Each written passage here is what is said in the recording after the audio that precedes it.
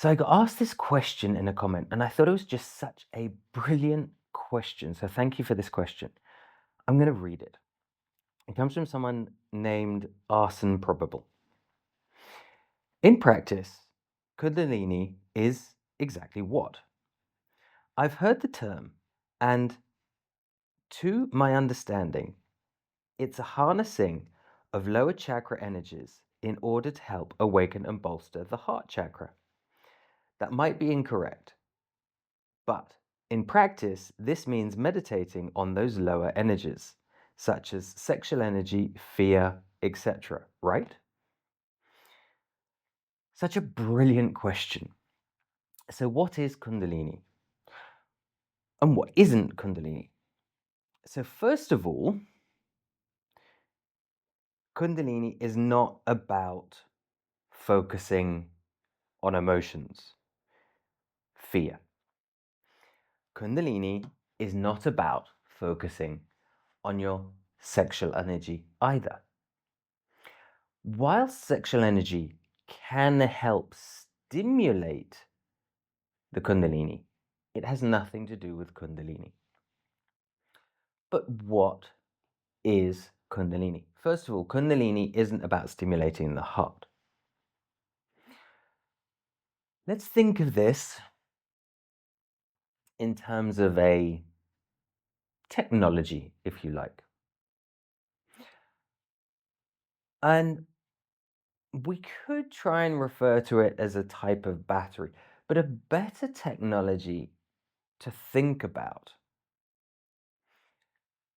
is electrolysis or reverse electrolysis, where we put an anode and a cathode in a solution, and it makes reactions happen within that solution. So when Kundalini is stimulated, it's like putting the cathode in. And when it connects, it's like having the anode in there as well. And it's what happens in the spine is like the chemical reactions happening within the solution.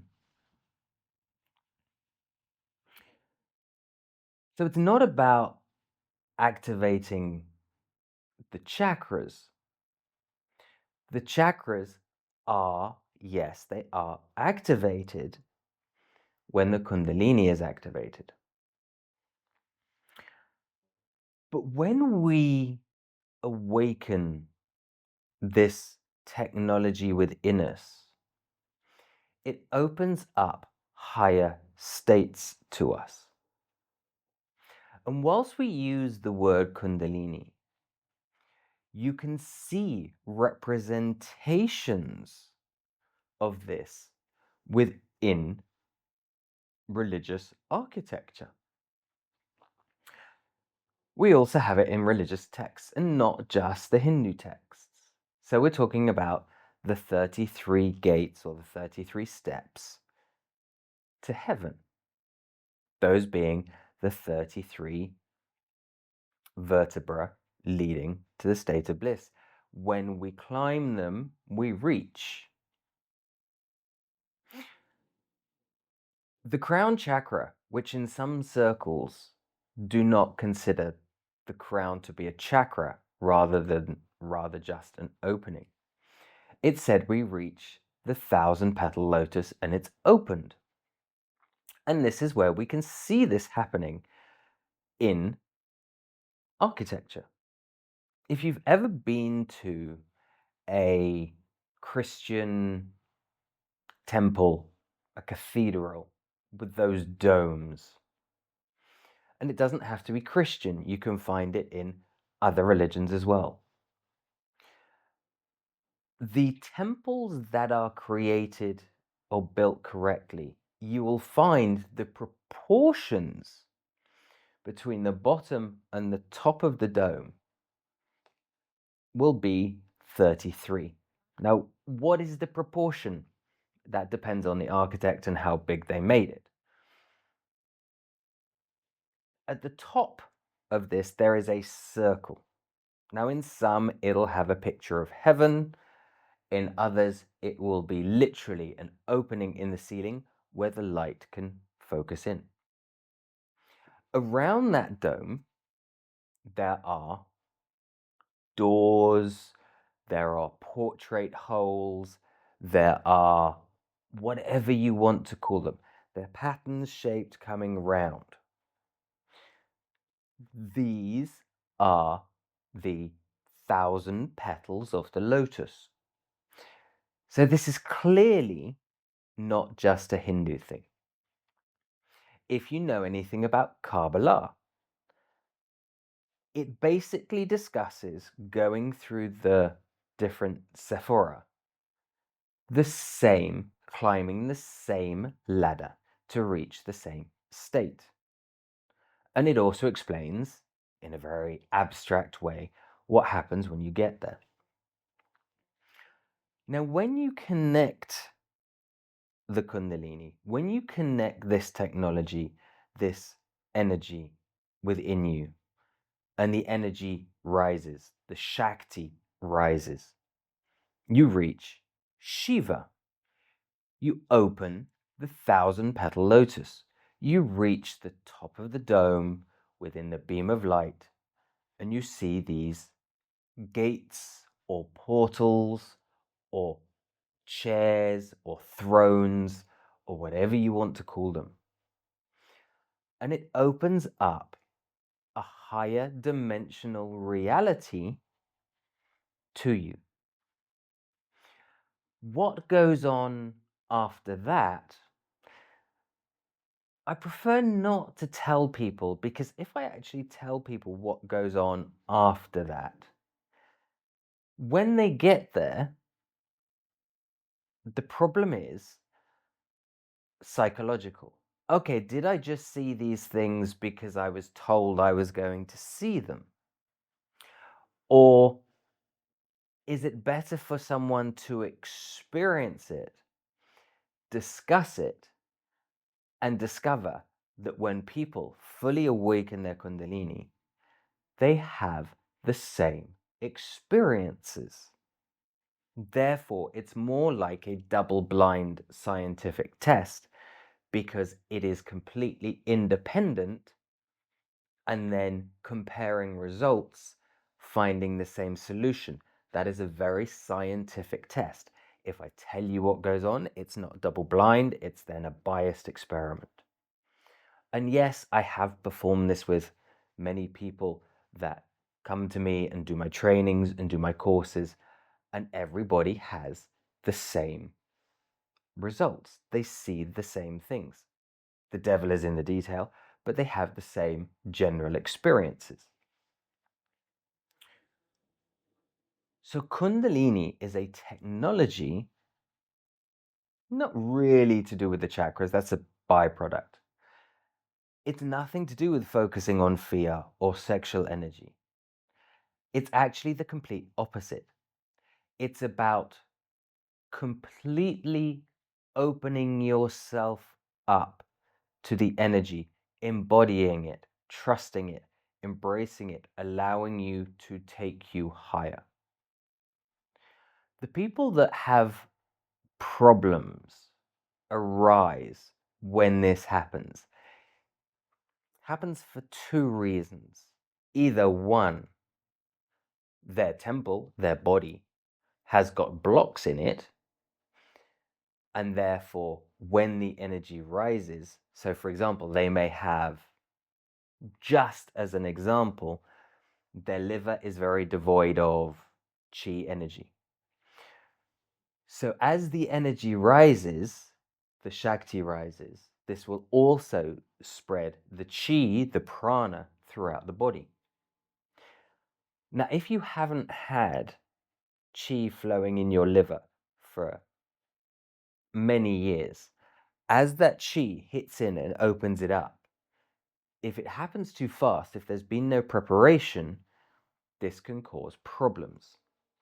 If the way the energy is raised, so you are raising more the electrical energy rather than the magnetical energy, remember we said positive and negative, anode and cathode, But we can also talk about the energy as in a bioelectrical magnetical energy, which if you raise the Ida rather than the Pingala rather than the Ida, the electrical rather than the magnetical rather than the energetical, this can also cause problems.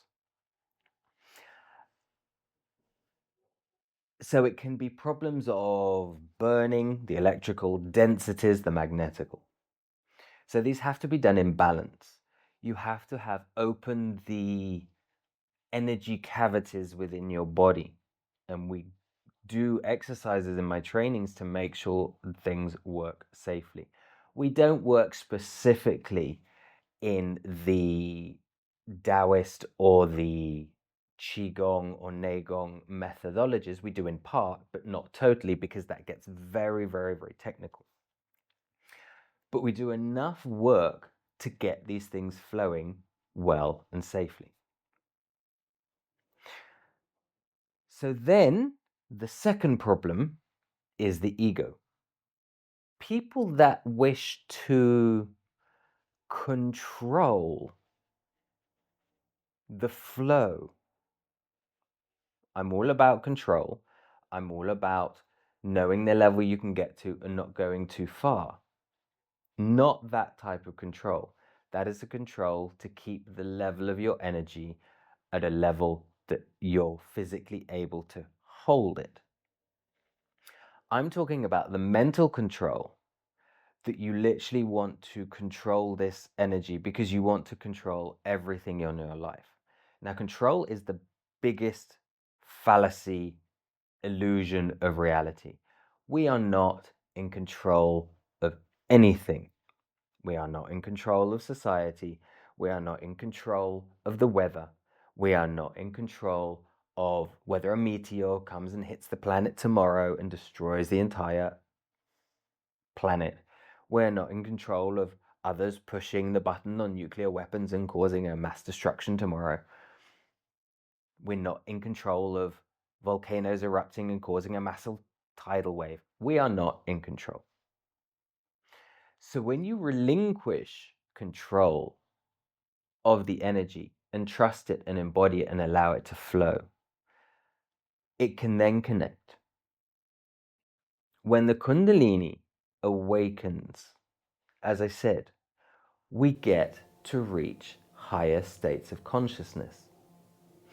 And this is why a lot of the time, Kundalini awakening, whether partial or full, can be much like ayahuasca, LSD.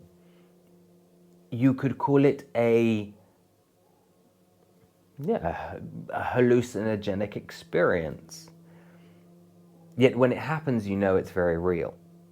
The difference doing it with Kundalini is you are, whilst we're not saying we are in control of the energy, we are in control of ourselves to a certain point, so we can sort of, if we're uncomfortable, we can take a break, we can stop. It's not like going on ayahuasca, where you're stuck on the ayahuasca for as long as it's in your body.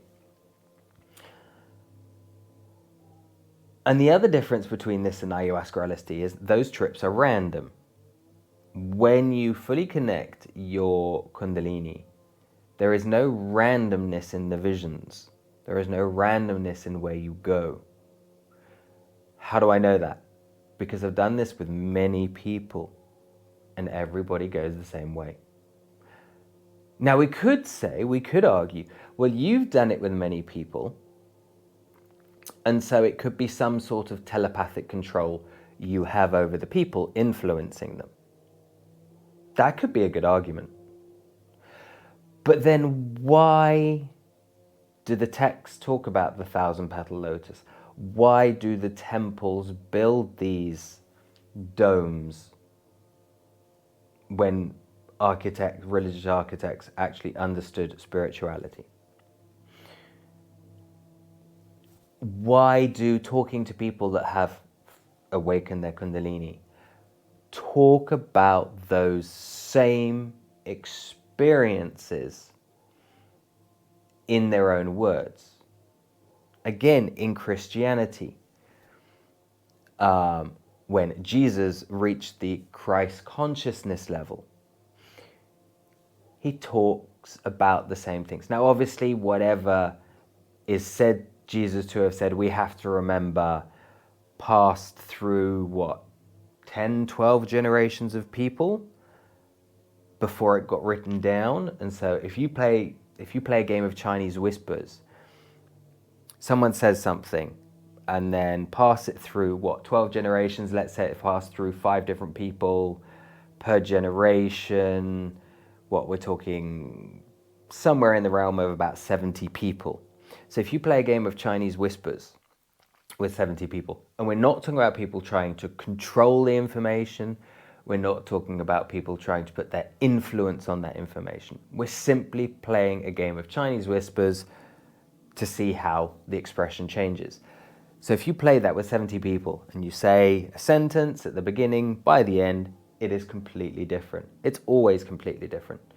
So you cannot take as gospel anything quoted in the Bible because it's been, at the lowest level, a simple game of Chinese whispers. But we also have to include there are people who were controlling the information. It was all decided by a group of people when it was finally written down. We have translations, and most of the stuff we now know, or a lot of the stuff, was mistranslated because it's been translated through, what, 5, 6, 7 different languages to get to English. So you have to understand the way it's explained, for example, in the Bible. It's explained in other religious texts as well. You have to understand that it's been changed. But the general idea of what is mentioned there is the same thing. If you listen to or read texts written by the gurus, by the lamas, by Kabbalah specialists, I don't even know what they're called, but they all talk about the same thing on the basics, which again goes to show it's not just what happens with me and me training people, because there are people who live different generations that describe the same things. Kundalini is a technology. Very simply said, it allows Shakti to rise to connect you to Shiva. Shiva means consciousness. So it is the technology of allowing the energy to flow to connect you to consciousness. When your consciousness opens, you open yourself up to more consciousness, higher dimensions, higher realms, more connections. You open your chakras. It leads to, we could call it psychic phenomena, we could call it the clairs, we could call it the siddhis. That is what Kundalini does. To do this, preparatory work needs to be done. You need to have the energy flowing well in your body. You need to have released your ego. Again, this is all written in all these texts. It's said over and over and over again. You can argue that it's even written within the New Testament. Love thy neighbor as thyself. Release thy ego.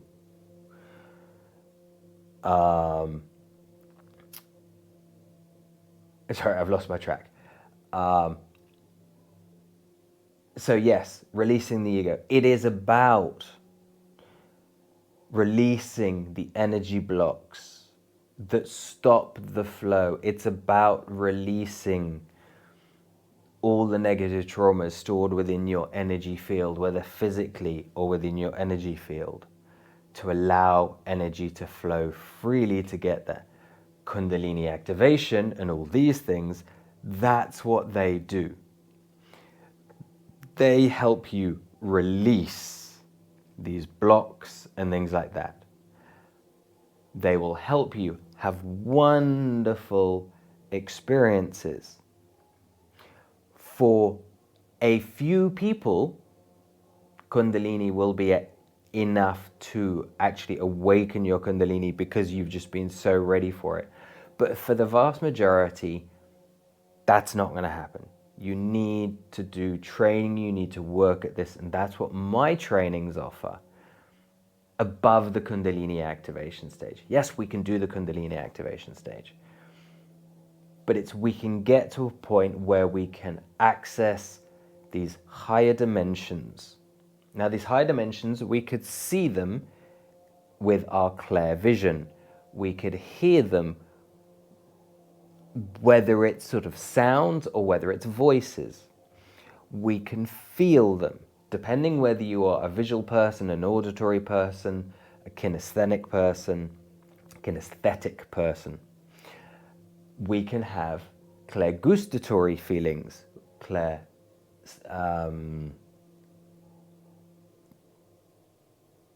olfactory things happening as well. So this is where the clairs come into it. They are higher seeing, higher hearing, higher feeling, higher smelling, higher tasting in these higher dimensional realms. Okay, that is what Kundalini is. Kundalini is not moving prana in Kundalini activations. It's a bad name that got stuck. That is a type of pranic healing preparing you for these things. Now, I've said sexual energy can help. It's a very powerful energy. It can help awaken the Kundalini because sexual energy is tied to Jing. Now, I often talk about Jing being sexual energy. Jing is actually not sexual energy. Jing is the essence of the energy. Jing is the essence of the prana. Jing is the essence of the chi. So we take that Jing, whether it's the sexual energy, whether it's the chi, and we, in the root, change that to what we call the Shakti energy so it can rise. It gets very complicated because different cultures talk about things in different ways using different words. And we also have to understand, just the word Kundalini, we say it comes from Hinduism. It comes from India. But India isn't one culture. Hinduism isn't one religion. It's an amalgamation of many traditions, and they have the same or similar languages. Some are completely different, yes, but they use the same words for different things, and so they can have different meanings. And this is where everything becomes so confusing, and you have to find the truth within all that mess. The truth is found by comparing the Hindu texts, the Taoist texts, even the Christian texts, by comparing it to what we know of the ancient South American civilizations. A lot of that wasn't written down. A lot of those civilizations weren't text-based. With the African experiences, with the Aboriginal experiences, it's there in every culture. I hope this explains a little bit better what Kundalini is and what Kundalini Awakening does. It's not just about getting to a bliss state and feeling, with a little bit of oxytocin being stimulated in the pineal gland. It goes way deeper than that. Subscribe to the channel, hit that notification button, and I'll see you in another video.